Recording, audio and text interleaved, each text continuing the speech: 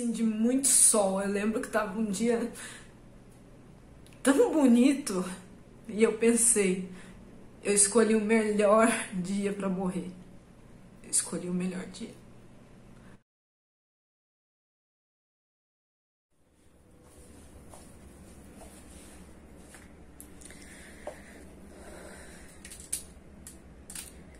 E vocês querem começar como essa conversa? Tá, ok. Então vamos começar nossa conversa.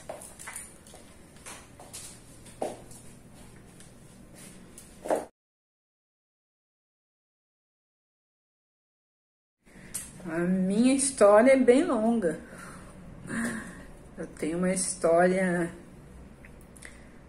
com a depressão, né, e com o suicídio, uma história muito complicada, bem longa. Mas fico feliz que vocês se interessaram e me deram essa ideia de contar e que chegue a mais pessoas que compreendam que existe vida após o suicídio.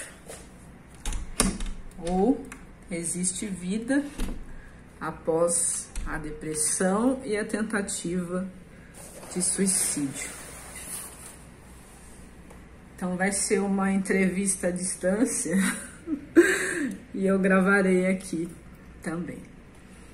Então vamos lá. Na verdade, nós vamos tentar gravar em partes aí, né?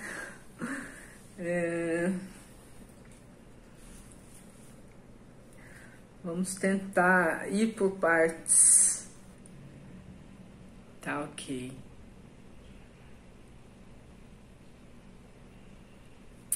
Vamos lá. Espero que esteja bem assim. Tá dando pra ouvir, sim. Podemos começar. Podemos começar. Tirei aqui meu short que estava pendurado. Tô com esse óculos porque ele descansa as minhas vistas. Estou com as vistas cansadas. Talvez seja a idade, ou talvez seja porque eu uso muito os meus olhos para alguma coisa. Mas de repente eu tiro os óculos depois, tanto faz. Olá a todos vocês que chegaram até esse vídeo. Como eu sempre digo nos meus vídeos, espero que todos vocês estejam bem, estejam em saúde, que Deus proteja a todos.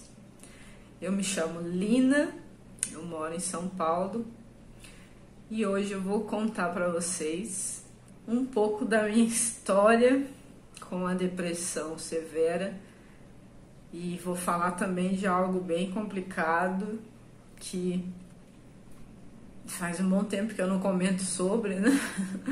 As minhas tentativas de suicídio. Eu sei, é um assunto bem difícil de se falar. Eu agradeço ao convite, né, do pessoal que me pediu para falar a respeito. Fico lisonjeada, me sinto importante, né, nessa luta aí que é de ajudar pessoas, querendo ou não, é uma forma de ajudar pessoas a se entenderem, a compreenderem o que elas estão passando e tentar melhorar e sobreviver, que é o que eu estou fazendo hoje. Então vamos lá.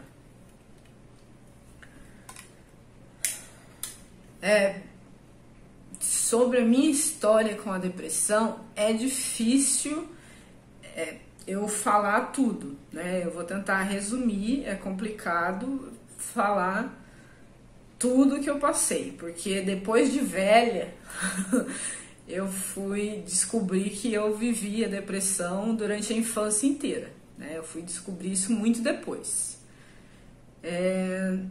Até porque durante a infância, a tenra infância, eu passei por abuso e isso teve consequência na minha vida. Só que durante a vida adolescente eu achava normal estar triste. Eu achava que a vida era aquilo mesmo. Por mais que eu lesse muito, eu sou uma leitora assídua e eu lia muito escritores depressivos, né? Edgar Allan Poe, Stephen King, sempre fui apaixonada, né? Clarice Lispector, tanto é que eu sou formada em letras, eu amo literatura. Eu entendia que tudo bem, eu até pensava de uma forma bem pré-histórica, né, vamos falar assim, de que a depressão era frescura. Porque eu fui criada num lar de pessoas muito fortes, muito batalhadoras, e eu, comigo mesma, achava que seria fraqueza, né? Então eu passei uma adolescência complicada, sem ter diagnóstico algum. E passou, a vida passou, né? Eu tive minha filha, enfrentei um pouquinho depois do parto daquela coisa que a mulher enfrenta, né? Dos hormônios, um pouquinho de depressão pós-parto, mas sempre com aquela mentalidade de que era fraqueza e que eu tinha que levantar a cabeça e vida que segue. Porém, a vida, ela surpreende a gente pra caramba, né? Porque eu tinha minha mãe, tinha minha avó, que eram as pessoas mais importantes da minha vida. Depois veio minha filha. E assim, a relação que eu tinha com a minha mãe e com a minha avó realmente era muito intensa e era muito importante, né? A gente sabe que tem pessoas que não têm essa ligação com mãe, com vó, mas a minha ligação era visceral. Por desatino do destino, em 2012, minha mãe partiu. Em 2012, minha mãe partiu, morte súbita. Foi muito difícil para mim, óbvio.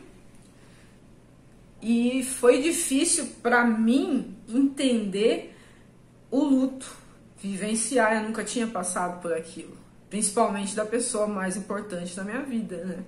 Difícil. Então foi um processo complicado. Eu tive que empurrar, porque eu estava numa fase assim muito da minha vida corrida, estudando, tentando me formar e trabalhando e criando minha filha. Então eu tive que empurrar com a barriga o luto, né? E 6 meses depois, a minha avó também foi, né? Então foi a segunda pessoa. Aí já começou, algumas coisas começaram a mudar dentro de mim. Eu já comecei a ficar confusa, comecei a sentir mal. O tempo foi passando, eu fui empurrando, né, com a barriga. A gente é obrigado a empurrar. Sim, a gente é obrigado. E as pessoas obrigam você a empurrar, a engolir o seu luto, a engolir a sua tristeza e vida que segue, né? Mas não é assim. E de 2 a 3 anos após a morte da minha mãe, acho que não chegou a 3 anos, após uns 2 anos no máximo, eu comecei a ter sintomas. Eu comecei a ter sintomas físicos daquilo que eu havia guardado. Então eu ia trabalhar de moto, né? Meu trabalho é distante de casa, então eu ia de moto todo dia e voltava. Eu comecei a sentir pavores, comecei a ter síndromes do pânico, né, que eu fui entender depois, ter crises, já cheguei a ser resgatada com suspeita de ataque cardíaco, mas era tudo ansiedade. Então eu fui empurrando.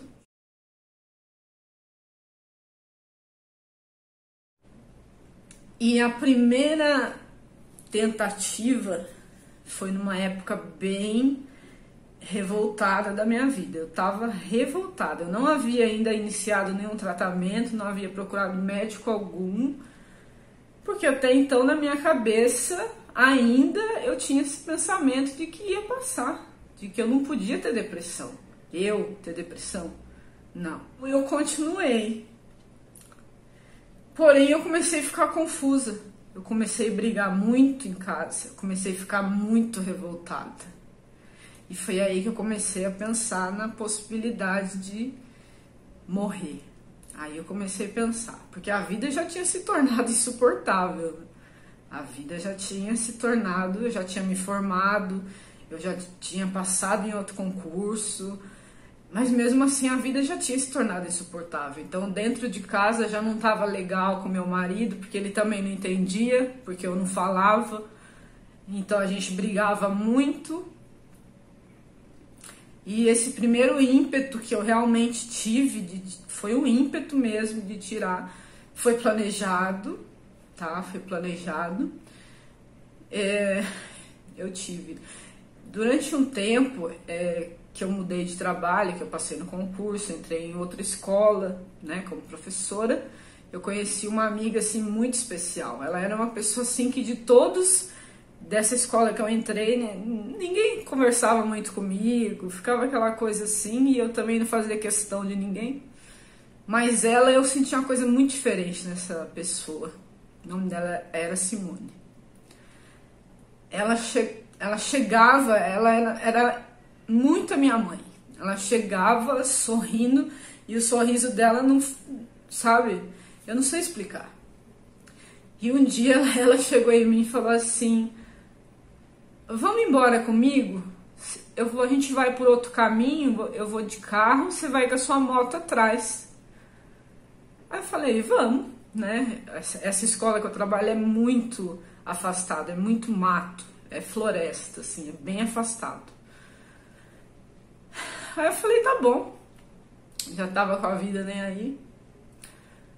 Aí fui seguir uma estrada de terra ruim, eu de moto, com medo de cair, não sei o que, e cortamos o caminho e chegamos num restaurante, chegamos na BR, né? Pra chegar na BR, chegamos num restaurante, ela foi comprar um cigarro. Aí ela falou assim, vamos sentar um pouquinho aqui, você quer tomar um refrigerante? Naquela época nem cerveja eu bebia. Aí a gente tomou um refrigerante, ela falou assim, você tá passando por uma coisa muito difícil. Sem me conhecer, é muito estranho. E eu fiquei meio assim, ela falou assim, você tá passando um momento muito difícil, não tá? Aí eu falei... Aí eu tive que ser obrigada, né, a falar, tô. Aí eu contei tudo que estava acontecendo, né, contei da minha mãe, contei da minha avó, contei da minha cabeça que estava louca, que eu tinha vontade de sumir, mas não falei da morte. Ainda pensei, poxa, que mulher da hora, que mulher bonita, que mulher incrível, ela é muito minha mãe. Eu já me apeguei muito, né? Aí esse vídeo não era pra, desculpem, mas esse vídeo não era pra ser um vídeo, esse vídeo não era pra ser um vídeo chorando, me desculpa, tá? Era pra ser um vídeo normal. Então eu fiquei encantada com ela.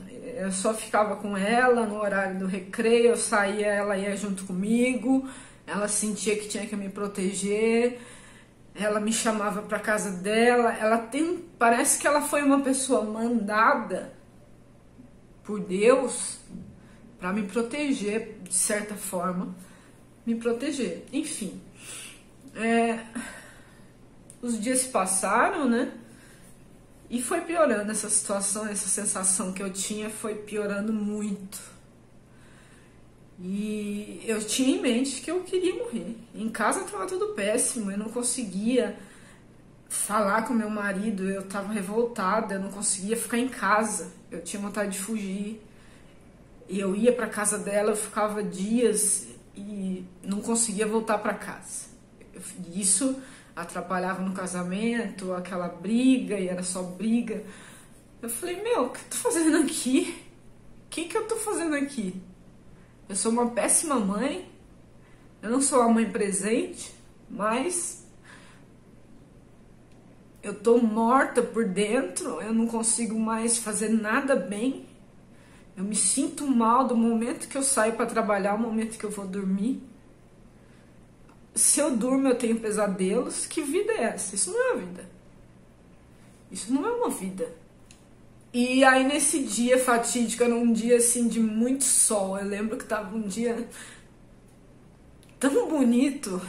E eu pensei, eu escolhi o melhor dia para morrer. Eu escolhi o melhor dia. E eu peguei lá, né, um produto. E nesse dia eu ia para casa dessa minha amiga. A gente ia se encontrar no ônibus e a gente ia fazer algum passeio. E eu peguei um ônibus, nem fui de moto, peguei um ônibus. E em certo ponto ela também pegaria o ônibus e me encontraria pra gente sair. E dentro do ônibus eu tomei lá o produto. E nisso ela entrou no ônibus, chegou o ponto dela, ela entrou também, me viu, ficou toda feliz, só que eu já havia feito. E eu comecei a passar mal dentro do ônibus. E foi aquela coisa toda, né, que é. E parou o ônibus, desceu todo mundo, aí eu já não lembro muita coisa. A partir daí eu já não lembro mais, assim, não consigo lembrar. Eu fui voltar a lembrar quando eu estava no hospital. Eu apaguei totalmente. Quando eu estava no hospital, eu lembro de estar sendo socorrida e de ouvir vozes.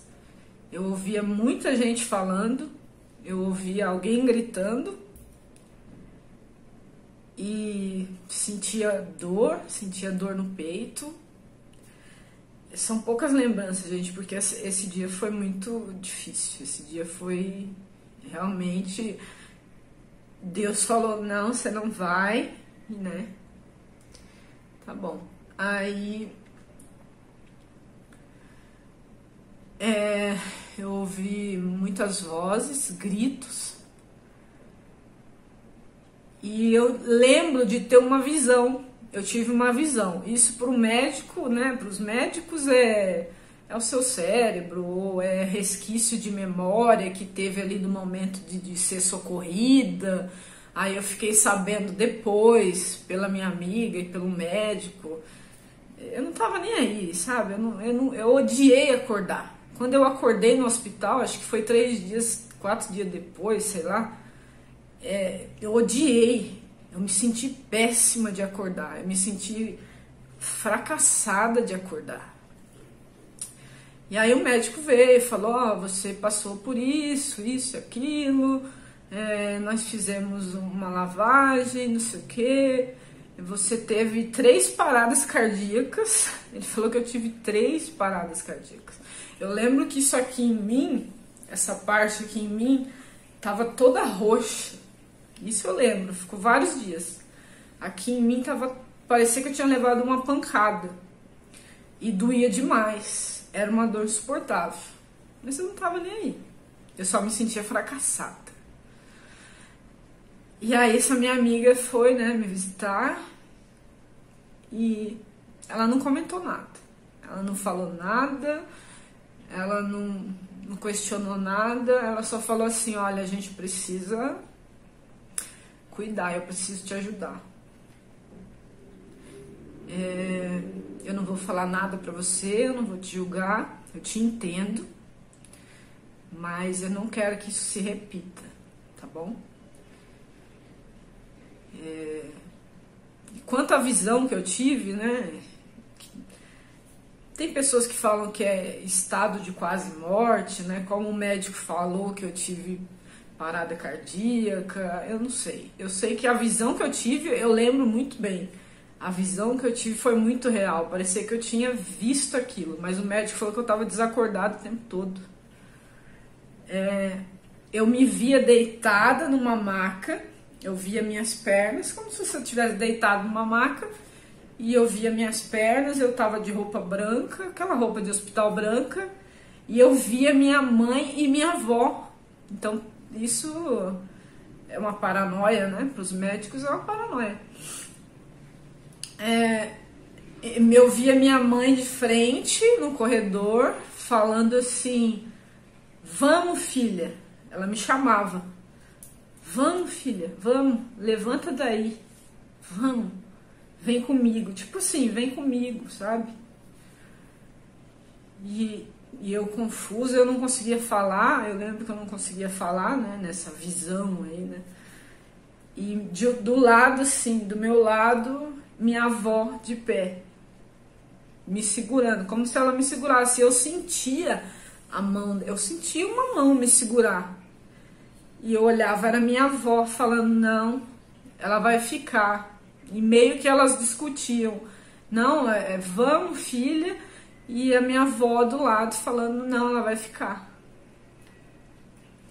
É bem complicado essa questão, né? Porque a gente não sabe, uns falam uma coisa, outros falam outra. Só sei que passou, tudo isso passou, eu fiquei, lógico, com os resquícios, né, físicos e tal, por conta disso. E a vida passou, eu fui empurrando, mas a minha família começou a entender mais, né? Eu voltei, eu não contei, eu não deixei ninguém falar onde eu tava. Eu implorei pra minha amiga não contar o que tinha acontecido. Eu falei, fala, eu tô na sua casa, que a gente tá viajando, mas não fala o que aconteceu. Eu realmente fugi. Se eu tivesse morrido, seria complicado para eles descobrirem, né? Mas eles teriam como avisar. E aí, foi levando. Agora, as demais vezes foram já mais elaboradas, assim, pensadas. Na minha forma de pensar, foi mais elaborado, mais pensado. Mas, na verdade, não foi. Porém, eu tenho um diário de tudo que eu sentia, de tudo que eu pensava e de tudo que eu queria fazer. Eu coloquei na minha cabeça que eu ia morrer. Eu coloquei que eu não queria viver. Eu coloquei de que eu iria tirar a minha vida. Isso daí era certeza pra mim. E eu tinha um plano de morte. Olha a cabeça da pessoa que tá em sofrimento. Eu tinha um plano de morte. Eu quitei tudo que eu tinha de dívidas, eu fui quitando, fui me livrando. Eu fui me programando para morrer. Eu fui me programando para que a minha família, olha a minha cabeça, não tivesse preocupações depois da minha morte. É engraçado, né, falar nisso hoje. Mas era algo muito sério para mim. Então eu fui me programando para isso. Fui trabalhando, fui guardando dinheiro, fui pagando as coisas, fui resolvendo coisas que até então não haviam sido resolvidas. É engraçado. E fazendo um diário, né? Escrevendo tudo que eu sentia, eu fiz cartas de despedida, deixando tudo muito claro, o que eu queria que fosse feito. Cartas muito explicadas, muito conscientes, né? Do que eu queria depois da minha morte, o que eu queria, por que eu fiz aquilo, que eu não conseguia mais, que eu não era capaz mais de seguir, que eu estava rastejando pela vida, eu não era mais uma pessoa, eu era um fantasma. Né? Eu só era um corpo ali, eu já não estava ali mais, eu já estava morta, então eles tinham que entender isso. Então foi bem complicado. E depois disso, assim, tirando essa primeira vez que foi bem séria, né? Que houve realmente internação, que houve tudo o caos que aconteceu. As demais vezes que eu lembre, uma vez foi porque eu tomei muito remédio, porque eu só queria dormir, porque eu já não dormia mais. Então eu tomei muito remédio com bebida, porque eu estava realmente transtornada. Os medicamentos, eles já transtornam você, porque o médico demora a achar, né, a medicação certa para cuidar de você. Então demorou muito. Eu comecei nesse período, daí nesse dia, né, eu tomei remédio com bebida, e fui parar só no posto. Não foi assim, para as pessoas que me atenderam foi uma tentativa de suicídio, mas na minha cabeça não foi nesse dia. Eu só tomei porque eu queria esquecer, eu queria não estar ali presente, eu não queria, né? Mas eu não queria morrer, eu não tinha o intuito de morrer. E o que eu ouvia muito das pessoas era: se você quer morrer é muito fácil, isso daí é frescura. Quem quer morrer pula da ponte, quem quer morrer se joga na frente de um carro. Eu ouvia essas coisas. Por que você não se joga de cima de um prédio? Eu ouvi essas coisas. Ouvi de pessoas muito próximas. E eu pensava, caramba, que bosta, né? Que mundo bosta que a gente vive. Porque eu só estava dentro do lado negativo, né? Então, eu comecei a estudar. E dentro desse período pesado, depressivo, doente, eu passei numa prova do Enem. Eu ganhei bolsa integral para 2 faculdades, passando por tudo isso. Para psicologia e engenharia civil. Nada a ver engenharia, né? Eu falei, eu vou cursar psicologia, eu ganhei. Vou fazer alguma coisa, né? Preencher a mente. E comecei a estudar psicologia, me aprofundei, virava noites. Comecei a estudar. Me ajudou muito, né? E ajuda, óbvio, até hoje. Mas eu não tinha pretensão de ser psicóloga, mas me ajudou muito. E eu comecei a focar em estudar e focar em preencher minha mente, né? Mas mesmo assim era uma luta diária, era matar um leão por dia.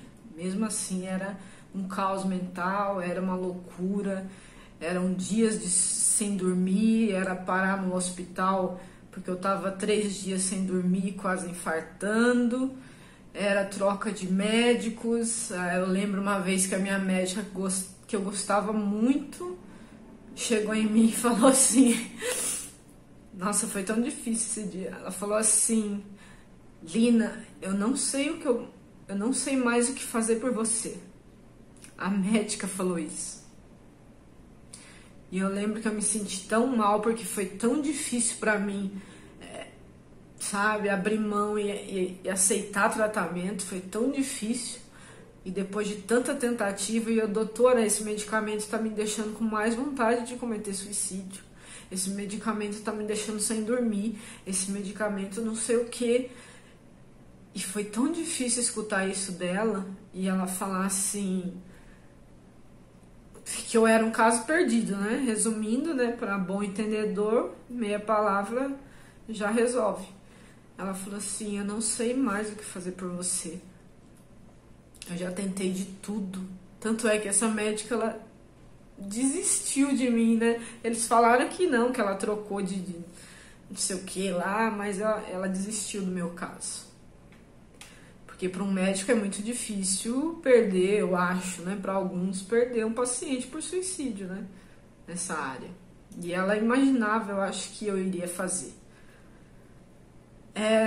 Continuando, mesmo dentro de tudo que eu estava vivendo, estudando, aprendendo coisas novas, eu comecei a aprender crochê, fazia crochê, e fui aprendendo, estudando, e aprendendo francês, tentando aprender. Eu fui tentando preencher, eu fui fazer de tudo, eu fui tentar fazer de tudo.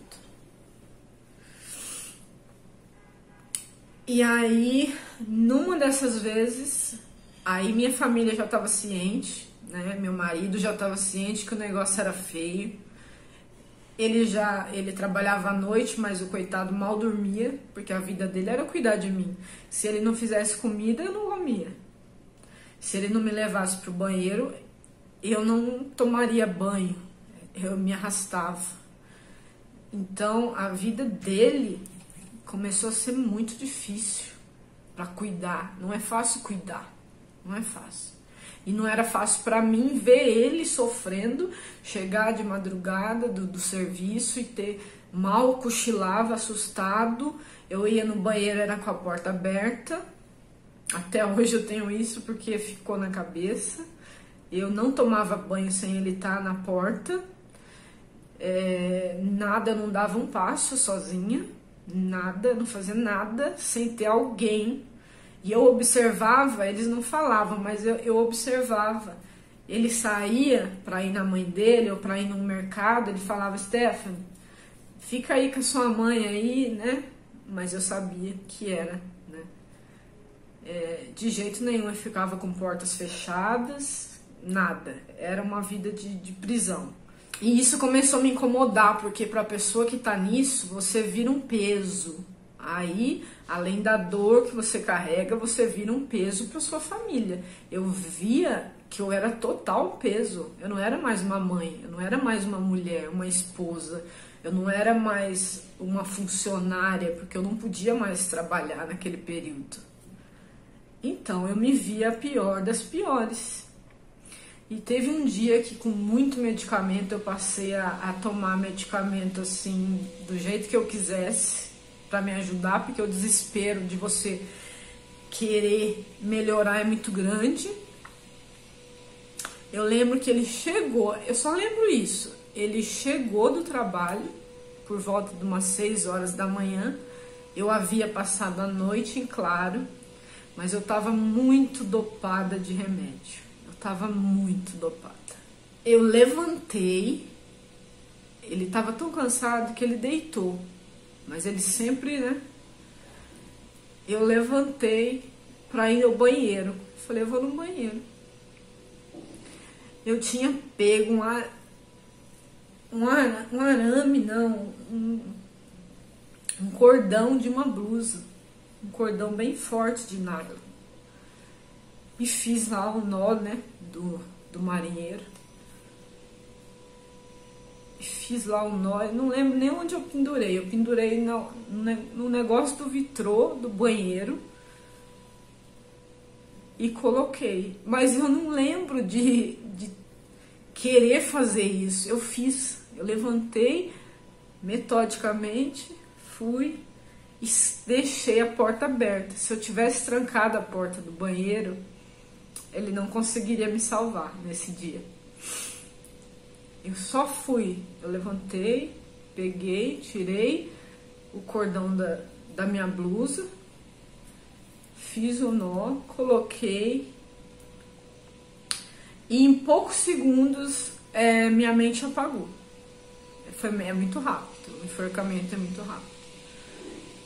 Só que nisso que apagou, eu já lembro dele me batendo no rosto. Me batendo e me segurando, me puxando. Eu não sou uma mulher pequena, eu sou grande. E me puxando e me batendo. A força que ele fez foi tão grande que ele conseguiu quebrar na mão um fio de nylon. Imagina você quebrar na mão um fio de nylon. Ele fez isso, ele quebrou o fio de nylon. E aí ele já começou a me bater e chorar.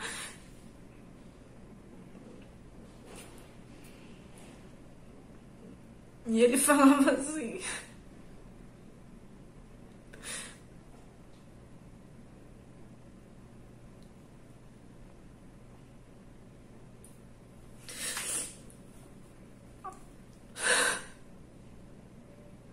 eu sinto tanta culpa.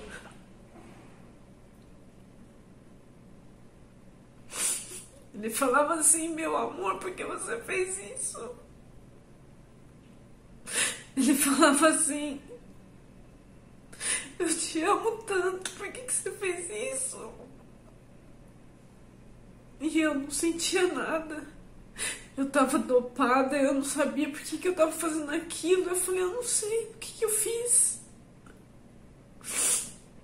E ele me abraçou tanto, me abraçou e falou assim: não faz isso comigo, Lina, por favor, não faz isso comigo.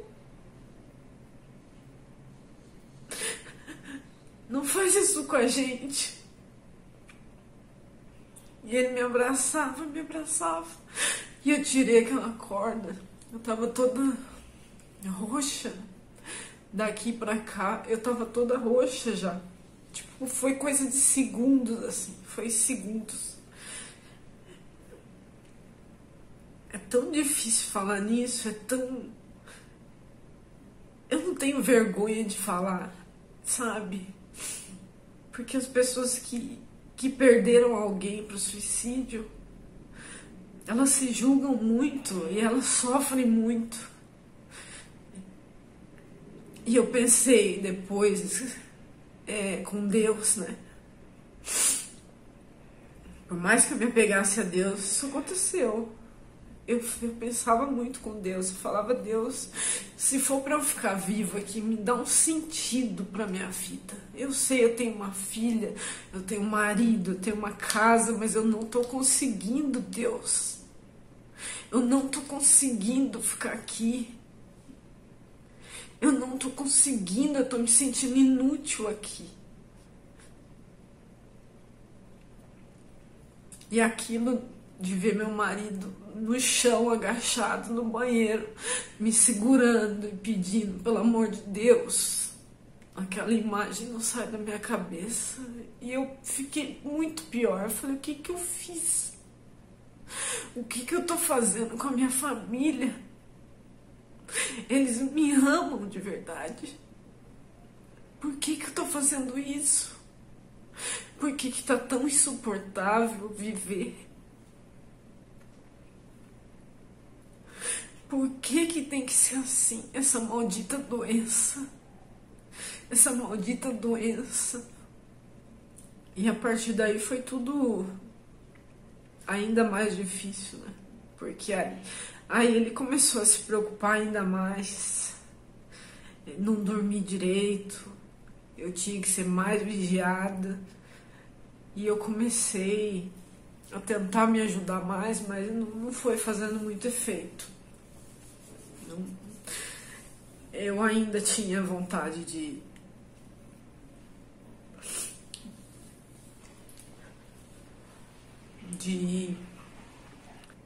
eu só queria com isso, com esse vídeo, que as pessoas que estão de fora, elas entendessem um pouquinho. Porque se você não passa por isso, fica difícil de entender. Eu entendo. Talvez que as famílias das pessoas que perderam um ente pelo suicídio, elas consigam ficar em paz. Porque eu sei o que o suicida sente quando ele se mata. Eu sei perfeitamente. Ele sente culpa, ele sente dor, ele se sente inútil, ele não se sente amado, por mais que ele seja. Ele sente-se um peso para a família, para o trabalho. Ele se sente um nada. A pessoa, quando chega no ponto do suicídio, ela já não se sente humana. Você acha assim: não tem mais necessidade de eu estar aqui, eu quero partir. Você não pensa que mas você vai cometer suicídio, você vai pro inferno. Aquela conversinha chata, sabe? De gente ignorante, que não tem nada pra dar, sabe? Isso aí tudo eu passei. Você vai pro inferno, você tá indo contra Deus, você blá blá blá. Isso daí eu ouvi todo o tempo. Isso daí não ajuda. Se você não tem nada pra falar que vai ajudar, não fala nada, cala a boca. Isso aí não ajuda ninguém. Eu vi gente muito de dentro da igreja, muito certinho, muito religioso, com muita fé. Eu já vi pessoas de uma fé imensa cometer suicídio. Às vezes por conta da própria comunidade religiosa. Sim, eu já vi, muito próximo a mim. Pessoas amigas. E mesmo assim, essas pessoas ainda continuam aí destruindo e ajudando, colocando um dedinho. Porque quando você fala isso para uma pessoa que está doente ao ponto de se suicidar, você está colaborando. Você que fala aí, você quer se matar, isso não é de Deus. Essa doença que você tem não existe, isso daí é o diabo. Você tá colocando um dedinho lá para essa pessoa se matar. Tá? Sabe por quê? Porque isso faz a pessoa se sentir mais raiva do ser humano. Eu só sentia raiva de gente que me falava isso. Eu falava que porcaria de mundo, não é nesse mundo que eu quero ficar. Eu já não queria ficar. Ainda escutando esse tipo de coisa, eu queria escutar coisas boas, né? E escutar esse tipo de coisa, e eu escutei muito da família do meu marido, né? Principalmente da minha sogra, porque ela é muito daquelas pessoas antigas, sabe, de religião, e até ela entendeu depois o que o Rubens estava passando comigo. Ela abriu a cabeça dela, uma pessoa de idade, ela foi depois falar, olha, realmente é um problema sério que ela tá passando mesmo. Até ela respeitou depois. Porque o Rubens chegou e falou, mãe, o negócio é o seguinte, não é isso que a senhora tá pensando. A Lina tá doente. Muito doente. E eles viram depois numa última tentativa que eu tive, eles todos viram, eles assistiram de camarote o que aconteceu. Eu tava naquela fase, né? Muito mal, muito dopada, muito remédio, tomando remédio acima do normal, porque o normal não fazia efeito nenhum. Eu não conseguia sentir prazer de estar ali, não conseguia sentir nada. Eu comecei a chegar a um ponto que eu já não sentia mais. Eu fiquei fria, né? Os medicamentos deixam você assim. Eu não tinha empatia, não tinha sentimento de nada. E de tanto cobrar, o Rubens, vamos lá na minha mãe, vamos lá almoçar lá, vamos lá não sei o que, vamos, sai daí. Eu fui, né, pra fingir, que a gente finge muito quando a gente tem depressão. Lembrem-se disso. Vou parar um minuto aqui.